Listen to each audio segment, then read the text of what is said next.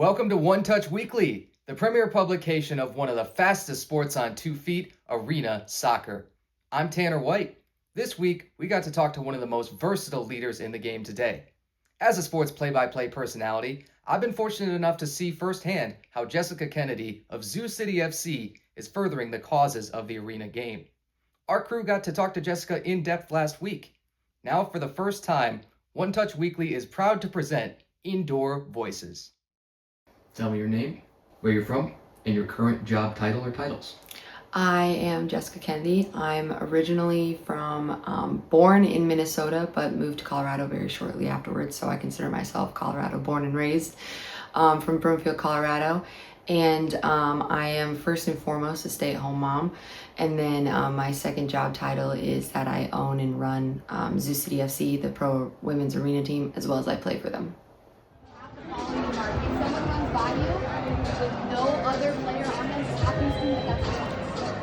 Take me through some of the major events on the timeline of your life in soccer.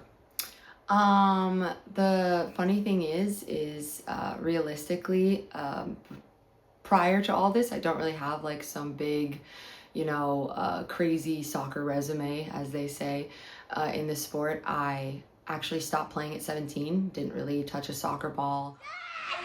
Gotta be before the box! Yes, good shot, man! After that, I had a bad experience with a high school coach and I kind of just stopped playing altogether.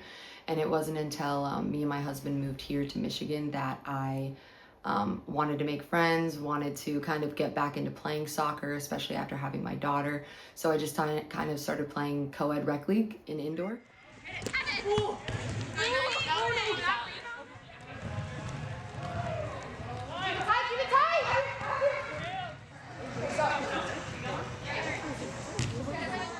But the last 5 years have probably been the biggest of my soccer career, as they say. So mostly just semi-pro teams and playing pro arena.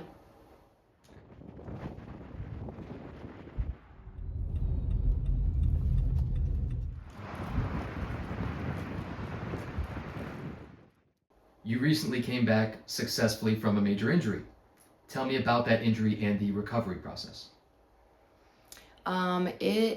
To be honest, it was, if anyone who was on the bench realized it was really tough for me when I got injured, just because I feel like I'm, the owner, captain, player. And so sadly, I kind of felt like I let the team down a little bit when I got hurt. We were in the middle of our first inaugural game.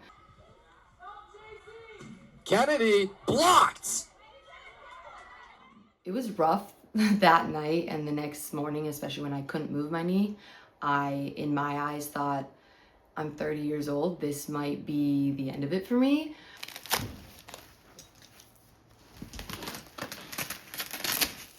And at first they thought it was not only the MCL tear, but a meniscus tear. MCL tear, I could come back from quicker because it can heal on its own, but meniscus tear requires a surgery, which takes a lot longer of a recovery. So luckily, there was no meniscus tear, just the MCL. So 6 to 8 weeks.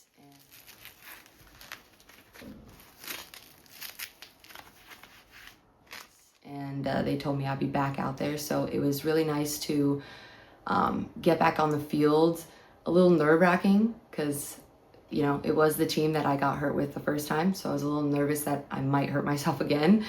But it was good to get out there, not get hurt, as well as get on the score sheet, score my own goal, and then assist another goal. That was really, although we lost, for me personally, I take that as a personal win. I got out there, I played hard, and I did what I could for the team. So personally, I think it went really well for me.